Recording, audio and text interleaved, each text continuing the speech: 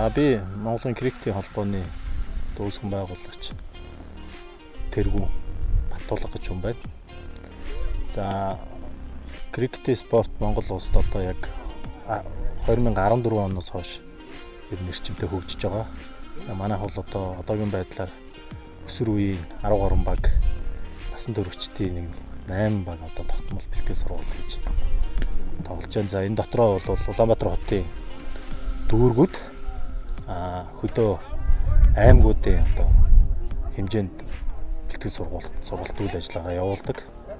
За өнөөдрийн тэмцээний онцлог бол Улаанбаатар хотын 5 дүүрэг 3 аймагаас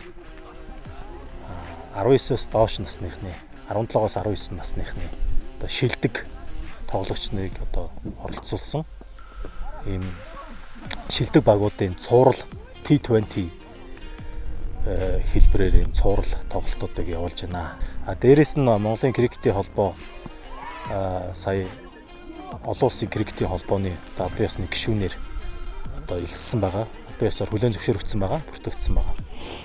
Тэгээ энэ дээр бол биднээс дараа жилээс олон улсын крикетийн холбооноос Азийн бүс зохион байгуулах 19-оос доош насныхны бол насан туршидтын ангиллалд баг тамирчид шигшээ багаа бүрдүүлэх ийм зорилготой эх 2-3 жил ингэж ажиллахаар төлөвлөж байгаа.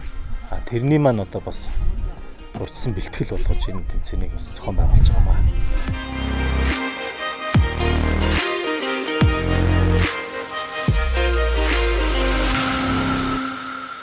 Би Баянгар аймгийн крикетийн холбооны менежер дасгалжуулагч Инх Хамгаалан гэдэг хүн байна. Ингээд манай Баянгар аймгийн крикетийн холбоо маань Монголын крикетийн холбооны дараа байгуулагдсан нэлийн томоохон улстай хоёр турх үстэй холбоо байгаа.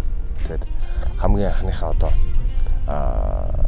суур болсон хүмүүстэй бэлдээд тэд нар маань улсын шигшээдээ тамирчнаар бэлтгэгдэж ирэхээр сорил тэмцээнд өнөөдөр ингээ оролцож байна. Тэгээд тийм ч учраас олон улсын бүх тэмцээн уралдаан дэлхийн аваргын тэмцээн оролцох үе хаалга нээгдсэн. Тийм учраас энэ боломжийг бид нэр алдахгүй тул хүүхдүүдэд үе шатаагаар бэлтгэж тасалдуулгүйгээр шилдэг гэсэн тамирчтай бэлтгэн гаргаж бүгдийг нь оролцуулахыг хичээн зорж ажиллаж байгаа. Бидэнд амжилт ойрхон байгаа.